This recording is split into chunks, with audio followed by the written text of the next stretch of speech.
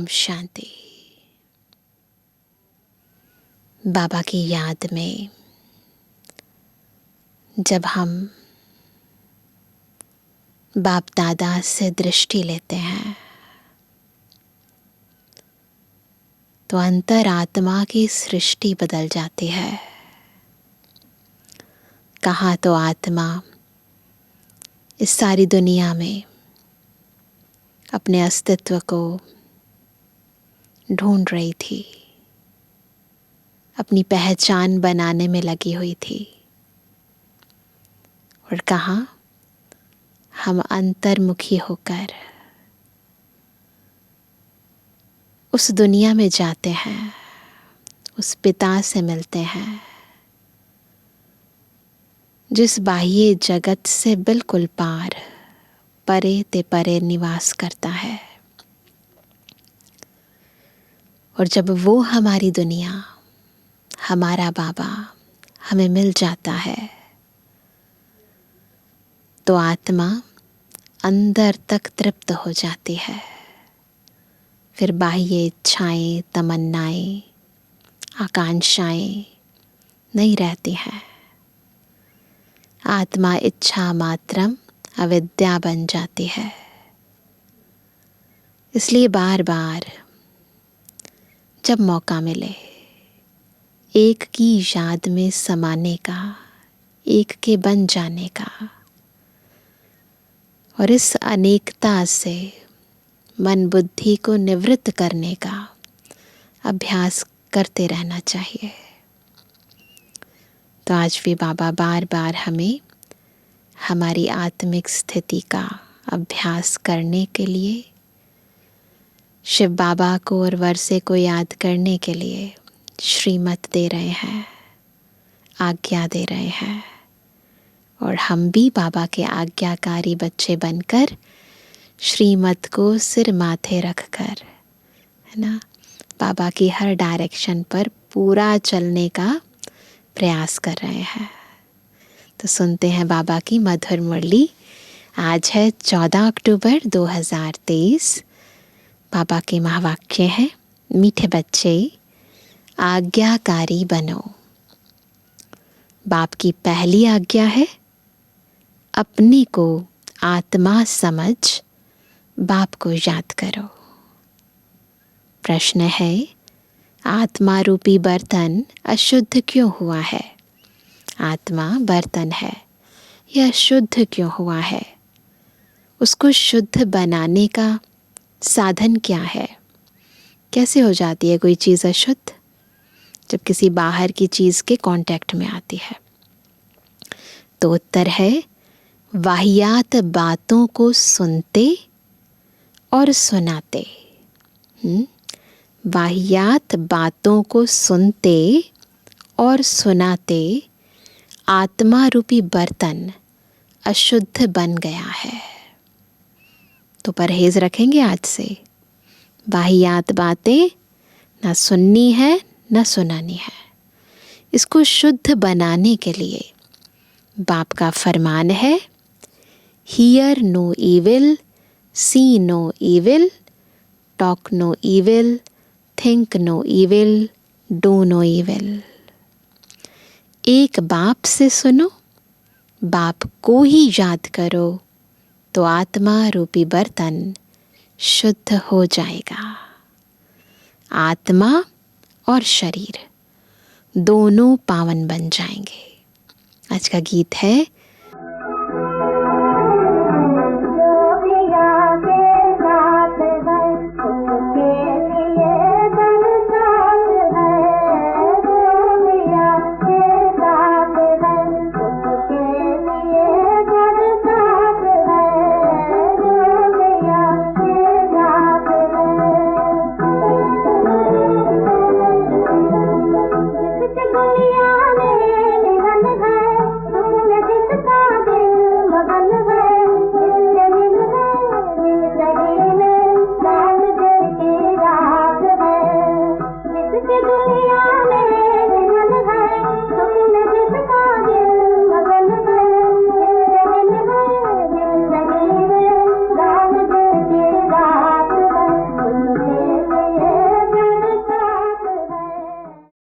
ओम शांति। ओम शांति का अर्थ तो बच्चों ने समझा हुआ है। बच्चों को घड़ी घड़ी पॉइंट्स दी जाती है। पॉइंट्स तो बहुत सारी दी जाती है, परंतु आधार क्या है? पॉइंट बनना। जब हम पॉइंट बनकर सुप्रीम बाबा से, उस रूह से मुरली सुनते हैं तो अंदर तक मुरली धारण हो जाती है। जिसे घड़ी घड़ी कहा जाता है, बाप और वर्षे को याद करो। यहाँ कोई मनुष्य की याद नहीं है। मनुष्य मनुष्य की, वह किसी देवता की याद दिलाएंगे जो कि खुद बॉडी कॉन्शियसनेस में है। पारलौकिक बाप की याद कोई दिला ना सके। जानते ही नहीं है तो याद कैसे दिलाएंगे? क्योंकि बाप को कोई जानते नहीं। यहाँ तुमको घड़ी घड़ी कहा जाता है। क्या कहा जाता है? अपने को आत्मा समझ बाप को याद करो। बाबा घड़ी घड़ी कहते हैं और हम घड़ी घड़ी भूल जाते हैं। जैसे बाप को बच्चे होते हैं तो सब समझ सकते हैं, यह बाप से वर्षा लेने आया है। फिर उनको बाप और वर्षा याद रहता है। यहाँ भी ऐसे है। ज़रूर बच्चे बाप को जानते नहीं हैं, इसलिए बाप को आना पड़ता है। जो बाप के साथ है, गीत कौन सा था? जो बाप के साथ है उन्हों के लिए यह ज्ञान बरसात है।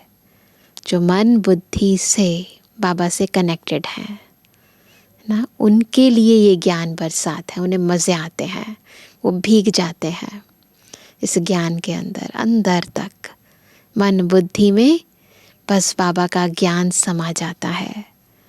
वेद शास्त्रों में जो ज्ञान है वह सब है भक्ति मार्ग की सामग्री। जप तप दान पुण्य संध्या गायत्री आदि जो कुछ करते हैं वह सब है भक्ति मार्ग की सामग्री। सन्यासी भी भक्त हुए। पवित्रता बगैर कोई शांति धाम में जा नहीं सकते। वो ट्राई करते हैं कहाँ जाएं? निर्वाण धाम में जाएं। ब्रह्म से योग लगाते हैं, परंतु बाबा कहते हैं जब तक पावन नहीं बने तब तक शांति धाम जा ही नहीं सकते। इसलिए वह घर बार छोड़ जाते हैं, ब्रह्मचर्य व्रत को अपनाते हैं। परंतु सारी दुनिया तो ऐसे नहीं करेगी। उन्हों के इस हठ योग की भी ड्रामा में नोंद है। तुम बच्चों को राजयोग सिखलाने कल्प कल्प एक ही बार आता हूँ। मेरा और कोई अवतार होता नहीं है। जो बताया है शास्त्रों में, कच्छ अवतार, मत्स्य अवतार, वाराह अवतार, ऐसे बताते हैं। वो कहते हैं ऐसे कोई अवतार नहीं होता है। रीइंकार्नेशन ऑफ गॉड, वह हुआ ऊंच ते ऊंच। फिर रीइंकार्नेशन ऑफ जगदम्बा और जगत पिता भी ज़रूर होने चाहिए। वास्तव में रीइंकार्नेशन अक्षर सिर्फ बाप से ही लगता है। एक्चुअली रीइंकार्नेशन का मतलब तो पुनर्जन्म है, परंतु वास्तव में बाबा यहाँ अवतरण की बात कर रहे हैं। सद्गति दाता एक ही बाप है। यूं तो हर एक चीज़ फिर से रीइंकार्नेट होती है। जैसे अभी भ्रष्टाचार है, क्योंकि रीइंकार्नेशन दोबारा से रिपीट तो हर चीज़ हो रही है ना, क्योंकि ड्रामा ही रिपीट हो रहा है। इसलिए बाबा कहते हैं कि जैसे अभी भ्रष्टाचार है तो कहेंगे भ्रष्टाचार रीइंकार्नेट हुआ, पहले भी हुआ था, फिर से भ्रष्टाचार हुआ है, फिर से श्रेष्ठाचार आएगा। रीइंकार्नेट तो हर चीज़ का होता है। तनी अनादिकाल से drama as it is repeat हो रहा है। तो रीइंकार्नेशन हर चीज़ का हो रहा है। अभी पुरानी दुनिया है, फिर नई दुनिया आएगी, नई दुनिया के बाद कहेंगे फिर से पुरानी दुनिया आनी है। ये सब बातें बाप बैठ समझाते हैं। और कोई नहीं समझा सकता ये बातें। जब यहाँ बैठते हो तो हमेशा ऐसे समझो, कैसे समझो, मैं आत्मा हूँ, मुझे बाप का फरमान मिला हुआ है, मुझे याद करो। ये पहला बाबा का फरमान है, अपने को आत्मा समझकर बाबा को याद करना। यह है बाबा का फरमान। बच्चों के सिवाय तो और कोई को बाप का फरमान मिल ना सके, किसको फरमान करेंगे? बच्चों को ही तो करेंगे ना, और कोई जानता ही नहीं है बाबा को।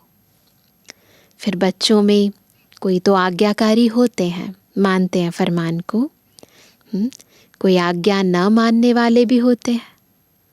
बाप कहते हैं, हे आत्माएं, तुम मेरे साथ बुद्धि का योग लगाओ। बाबा डायरेक्टली कह रहे हैं हमसे, तुम मेरे साथ बुद्धि का योग लगाओ। बाप आत्माओं से बात करते हैं, और कोई विद्वान पंडित आदि ऐसे नहीं कहेंगे कि मैं आत्माओं से बात करता हूँ। वह तो आत्मा सो परमात्मा समझ लेते हैं। फिर कैसे कहेंगे?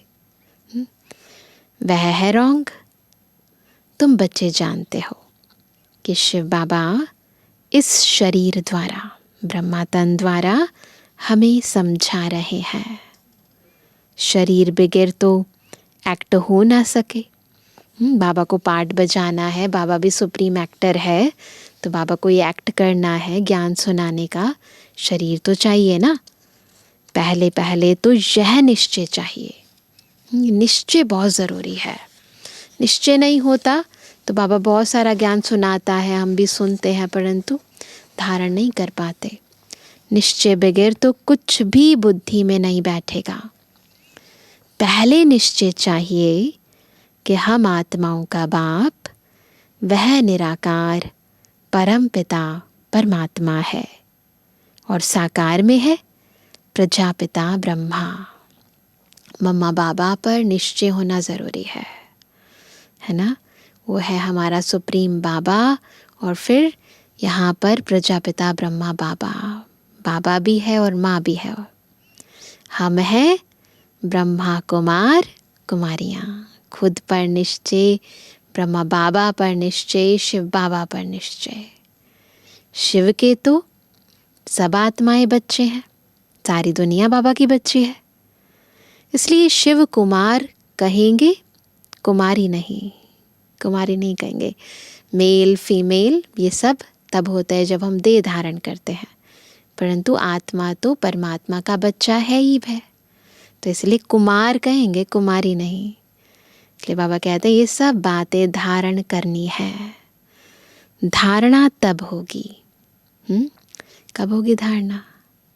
जब निरंतर याद करते रहेंगे। याद करने से ही बुद्धि रूपी बर्तन शुद्ध होगा।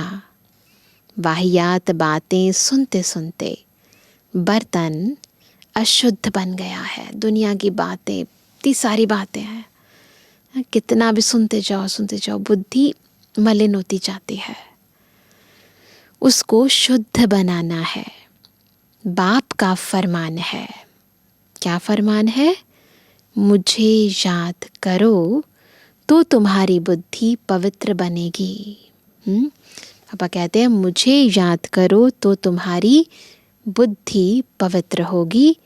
तुम्हारी आत्मा में खाद पड़ गई है, अब पवित्र बनना है। एलॉय पड़ गई है सोने में, अब पवित्र बनना है। सन्यासी कहते हैं आत्मा निर्लेप है। बाप कहते हैं आत्मा में ही खाद पड़ी है। दोनों में कितना वास्ट डिफरेंस है ना। वो कहते हैं आत्मा तो निर्लेप है, उसे कुछ नहीं होता, इसलिए वो शरीर का स्नान करते रहते हैं, गंगा नदी में गोते खाते रहते हैं। परंतु बाबा कहते हैं ज्ञान स्नान कराना है, आत्मा को। इसलिए बाबा कहते हैं आत्मा में ही खाद पड़ी है। श्री कृष्ण की आत्मा और शरीर दोनों पवित्र हैं। दोनों पवित्र सिर्फ सतयुग में ही होते हैं, यहाँ तो हो नहीं सकते। तुम आत्माएं नंबरवार पवित्र होती जा रही हो। अभी पवित्र बनी नहीं है, अभी नहीं बने हैं, कोई भी पवित्र नहीं है, सब पुरुषार्थ कर रहे हैं। अंत में नंबरवार सबकी रिजल्ट निकलेगी। बाप आकर सभी आत्माओं को फरमान करते हैं। आज बाबा बार बार फरमान कर रहे हैं, इसलिए फरमान को मानना है पूरा। नहीं मानेंगे तो ना फरमान बरदार बन जाएंगे। क्या है बाबा का फरमान? कि मुझे याद करो, अपने को अशरीरी समझो, देही अभिमानी बनो। अशरीरी समझो, शरीर से डिटैच, फिर देही अभिमानी बनो। मैं कौन हूँ, मैं कैसी आत्मा हूँ, उस कॉन्शियसनेस में रहकर, उस स्वमानों में स्थित रहकर कर्म करो। मूल यह बात बाप बगैर कोई समझा नहीं सकते। पहले यह पूरा निश्चय होगा तो विजय पाएंगे, निश्चय नहीं होगा तो विजय नहीं पाएंगे। निश्चय बुद्धि विजयंती, संशय बुद्धि विनश्यंती। ये श्रीमद् भगवत गीता में लिखा है। गीता में कोई कोई अक्षर बहुत अच्छे हैं, इसको कहा जाता है आटे में नमक। कोई कोई अक्षर अच्छे हैं, इसलिए आटे में नमक। बाप कहते हैं मैं तुमको सभी वेदों शास्त्रों का सार समझाता हूँ कि इनमें क्या क्या है। यह सब है भक्ति मार्ग के रास्ते। इनकी भी ड्रामा में नोंद है। यह प्रश्न नहीं उठ सकता कि यह भक्ति मार्ग क्यों बनाया हुआ है। प्रश्न नहीं उठा सकते, कोई भी डाउट नहीं कर सकते, क्योंकि ड्रामा बिल्कुल एक्यूरेट है। पापा कहते हैं यह तो अनादि बना बनाया ड्रामा है। तुमने भी इस ड्रामा में बाप से स्वर्ग के मालिक बनने का वर्षा अनेक बार लिया है और लेते रहेंगे। Nothing new. लिया है, लिया था, लेते रहेंगे, कभी अंत नहीं हो सकता। यह चक्र अनादि फिरता ही रहता है।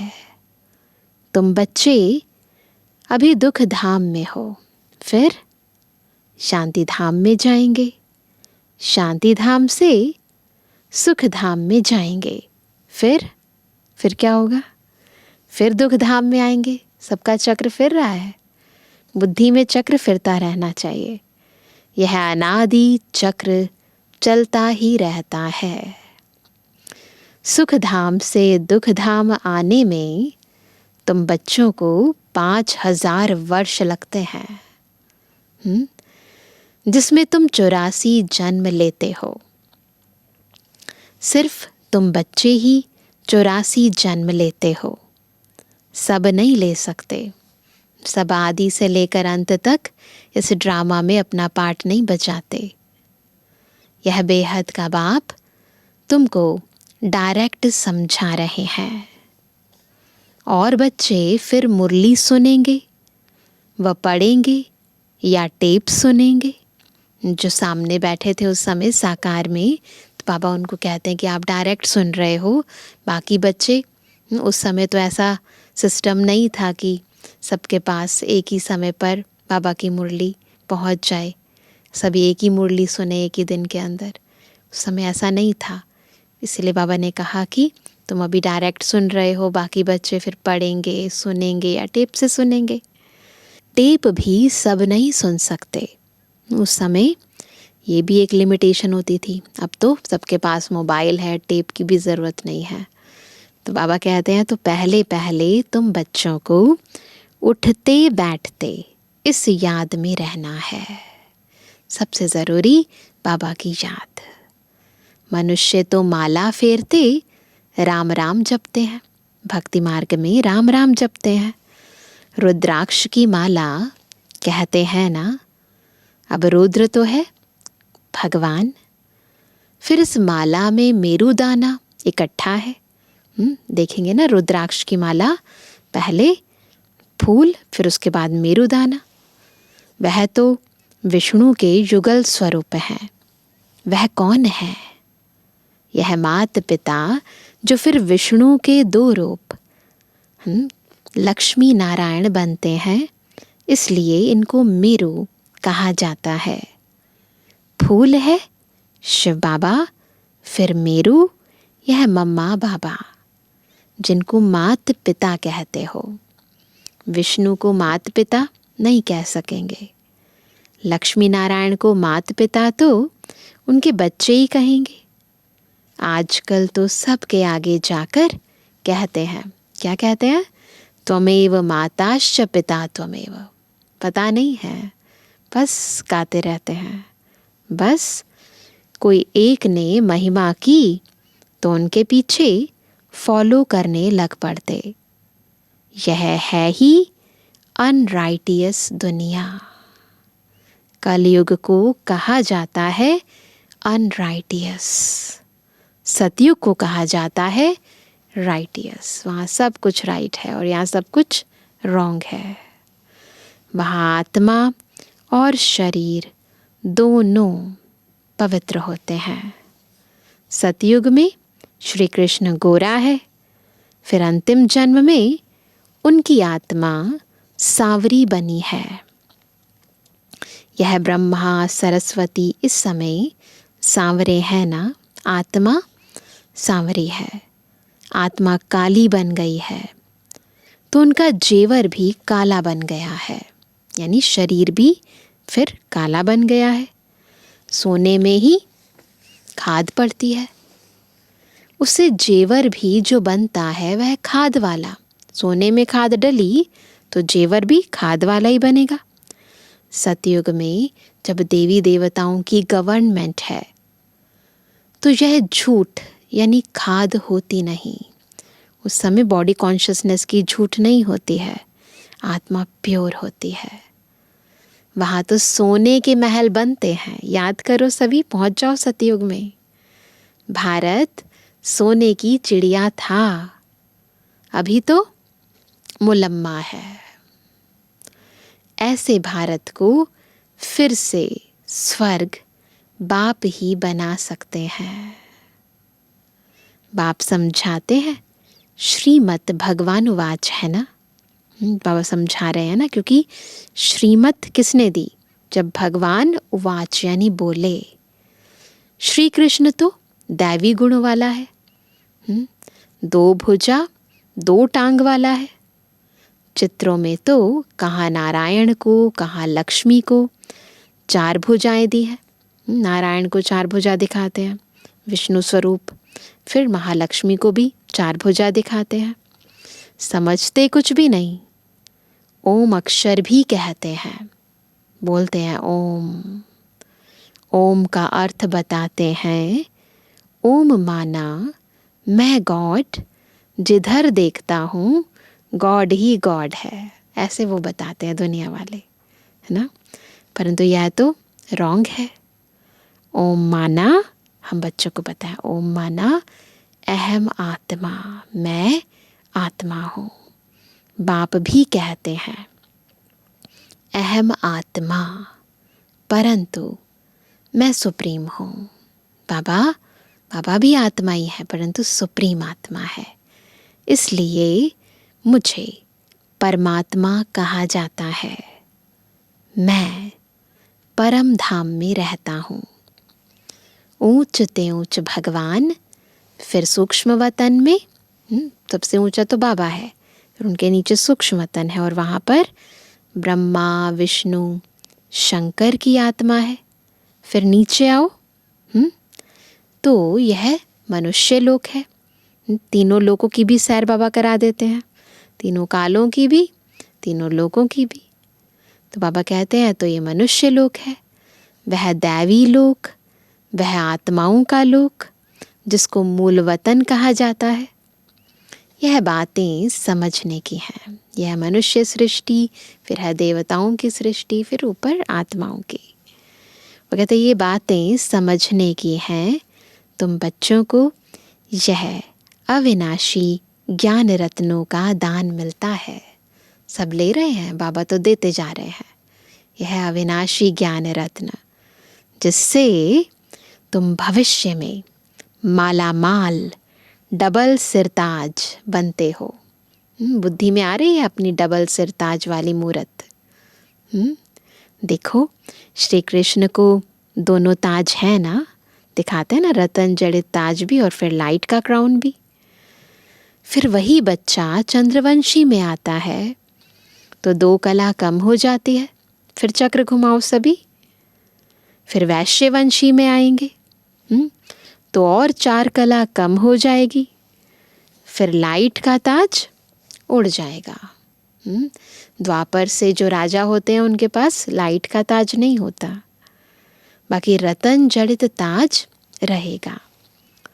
फिर जो अच्छा दान पुण्य करते हैं उनको एक जन्म के लिए अच्छी राजाई मिलती है। फिर दूसरे जन्म में भी अच्छा दान पुण्य किया तो फिर भी राजाई मिल सकती है। तो द्वापर के बाद तो राजाई प्राप्त होने के लिए दान पुण्य करना पड़ता है। तो दान पुण्य के आधार पर आत्माओं को राजाई मिलती है। यहाँ तो तुम 21 जन्मों के लिए राजाई पा सकते हो। मेहनत करनी पड़ती है, मेहनत तो करनी पड़ेगी ना। 21 जन्म के लिए प्राप्त करना है। एक जन्म के लिए भी यदि आपको कोई ओहदा लेना है तो उसके लिए भी कितनी मेहनत करते हैं ना। तो यहाँ तो 21 जन्म की बात है, तो कितनी मेहनत करनी चाहिए ना। तो बाप अपना परिचय देते हैं, कहते हैं आई एम सुप्रीम सोल।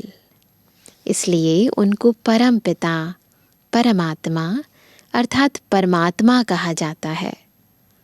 तुम बच्चे उस सुप्रीम को याद करते हो। तुम हो, कौन हो तुम? सालिग्राम, और वह है शिव। शिव का बड़ा लिंग और सालिग्राम मिट्टी के बनाते हैं। यह कौन सी आत्माओं का यादगार बनाते हैं? शिव बाबा के साथ जो सालिग्राम बनाते हैं तो कौन सी है वो आत्माएं? यह भी कोई नहीं जानते। कौन सी है वो आत्माएं? हम ही है ना। तुम शिव बाबा के बच्चे भारत को स्वर्ग बनाते हो, इसलिए तुम्हारी पूजा होती है। फिर तुम देवता बनते हो, तब भी तुम्हारी पूजा होती है। शिव बाबा के साथ तुम इतनी सर्विस करते हो, इसलिए सालिग्रामों की भी पूजा होती है। जो उत्तम से उत्तम कर्तव्य करते हैं उन्हों की पूजा होती है। और कलयुग में जो अच्छा काम करते हैं उन्हों का यादगार बनाते हैं। कल्प कल्प बाप तुम बच्चों को सारे सृष्टि चक्र का राज समझाते हैं।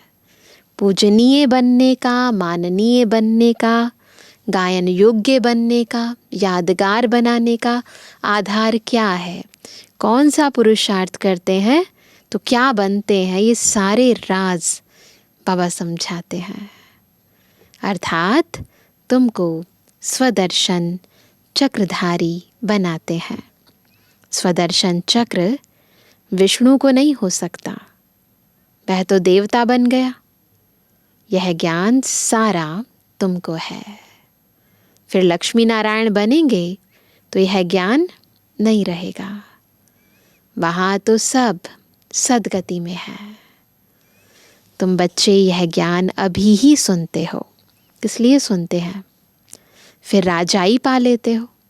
अभी हम गति सदगति में जाने के लिए ये ज्ञान सुनते हैं। जब सदगति में है तो ना ये ज्ञान है और ना ज्ञान की दरकार है। स्वर्ग की स्थापना हो गई, फिर ज्ञान की दरकार नहीं रहती। बाप ही आकर अपना और रचना का पूरा परिचय देते हैं।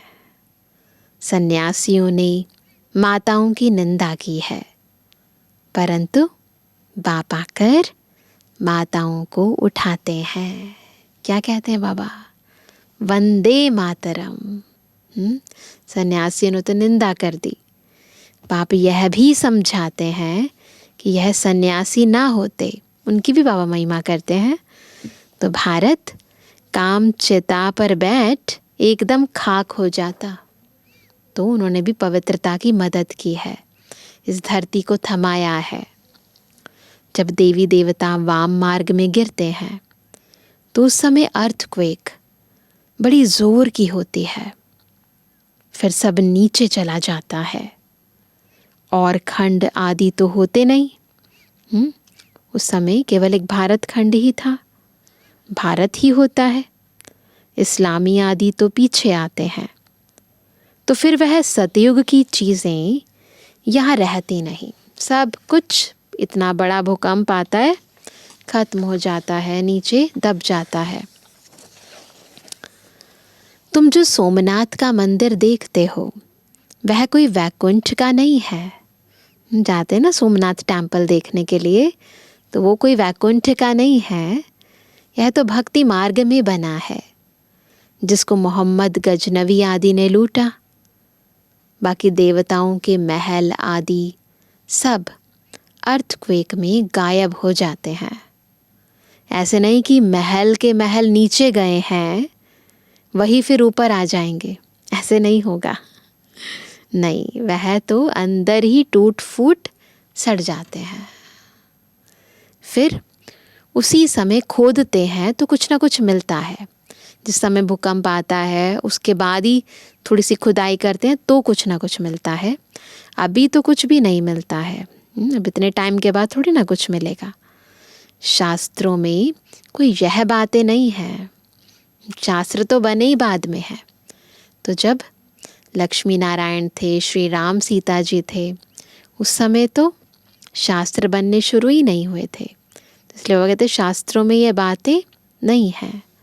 सदगति दाता है ही एक बाप। तो ये ज्ञान केवल एक बाबा ही सुना सकते हैं। पहले पहले तो यह निश्चय चाहिए। निश्चय में ही माया विघ्न डालती है। एक बार निश्चय बैठ गया फिर आत्मा डाउट नहीं करती है, परंतु निश्चय बैठने में टाइम लगता है। क्यों? माया विघ्न डालती है। कहते हैं भगवान कैसे आएगा? अरे शिव जयंती है तो ज़रूर आए होंगे। तो उनको ऐसे समझाओ, बाप ने समझाया है, मैं बेहद के दिन और बेहद की रात के संगम पर आता हूँ। ये रोज़ की रात और दिन की बात नहीं है, संपूर्ण सृष्टि चक्र की जब रात्रि होती है और जब संपूर्ण सृष्टि चक्र का दिवस आने वाला होता है तो बाबा आते हैं रात को दिन बनाने।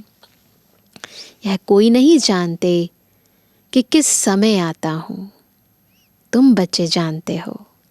बाप ने ही यह नॉलेज दी है और दिव्य दृष्टि से यह चित्र आदि बनवाए हैं। आम व्यक्ति के चित्र नहीं है, ये बाबा ने बनवाए हैं चित्र।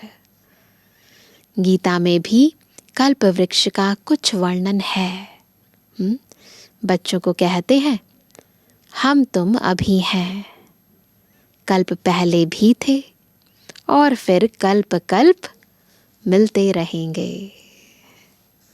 मैं कल्प कल्प तुमको यह ज्ञान दूंगा। तो चक्र भी सिद्ध होता है कि चक्र है, क्योंकि सब चीज़ें रिपीट हो रही हैं, तो सर्कल रिपीट होता जा रहा है।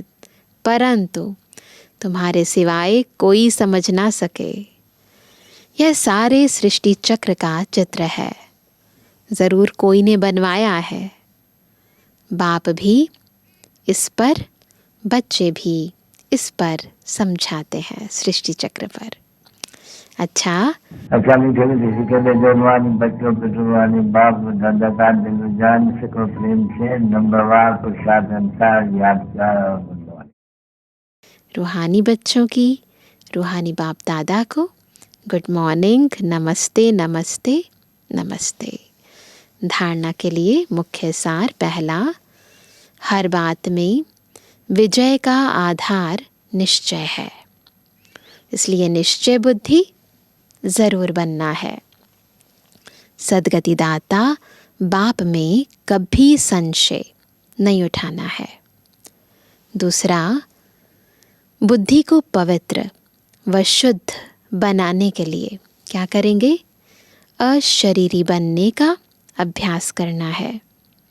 वाहियात यानी व्यर्थ बातें न सुननी है न सुनानी है। वरदान है, बेहद के स्मृति स्वरूप द्वारा हद की बातों को समाप्त करने वाले अनुभवी मूर्त भव। अनुभवी मूर्त कैसे बनेंगे? जब बेहद के स्मृति स्वरूप द्वारा हद की बातों को समाप्त करेंगे। क्या याद रहे? बेहद की बातें, और ये हद की बातें सब खत्म तो अनुभवी मूर्त बनेंगे। आप श्रेष्ठ आत्माएं डायरेक्ट बीज और मुख्य 2 पत्ते त्रिमूर्ति के साथ समीप संबंध वाले तना हो। हम बाबा के साथ, बीज के साथ, और ब्रह्मा बाबा और मम्मा के साथ, है ना, उनके समीप संबंध वाले तना है। इसी ऊंची स्टेज पर स्थित रहो, बेहद के स्मृति स्वरूप बनो। यह ऊंची स्थिति बेहद की स्मृति, मैं कौन हूँ। बाबा कहते तो हद की व्यर्थ बातें समाप्त हो जाएंगी। इससे ऊंची बात क्या? किसके साथ हैं हम? ब्रह्मा बाबा के साथ, मातेश्वरी जगदम्बा जी के साथ, और शिव बाबा के साथ, है ना। अपने बेहद के बुजुर्गपन में आओ। हम कौन हैं? वानप्रस्थी हैं। बुजुर्गपन में आओ तो सदा सर्व अनुभवी मूर्त हो जाएंगे। जो बेहद के पूर्वजपन का ऑक्यूपेशन है, हम कौन है? पूज्य भी हैं, पूर्वज भी हैं। उसको सदा स्मृति में रखो। आप पूर्वजों का काम है अमर ज्योति बन अंधकार में भटकती हुई आत्माओं को ठिकाने पर लगाना। क्या है हमारा काम? पूर्वजों का क्या काम है? अमर ज्योति बन अंधकार में भटकती हुई आत्माओं को ठिकाने पर लगाना। पहले खुद मैं अमर आत्मा, शक्तिशाली आत्मा, सर्वगुणों से संपन्न आत्मा, और फिर जो आत्माएं अज्ञान अंधकार में भटक रही हैं उनको ठिकाने पर लाओ, उन्हें बाबा का ज्ञान दो। स्लोगन है, किसी भी बात में मूंझने के बजाय मौज का अनुभव करना ही मस्त योगी बनना है। कंफ्यूज नहीं हो, है ना, मौज में रहो। ठीक है। आज क्या होमवर्क करेंगे सभी? आज बाबा ने बार बार एक ही फरमान दिया है, अपने को आत्मा समझकर मुझे याद करो, अशरीरी बनो, देही अभिमानी बनो। तो यही अभ्यास हम बार बार करते रहेंगे और बाबा के आज्ञाकारी फरमान बरदार बच्चे बनेंगे। अच्छा, ओम शांति।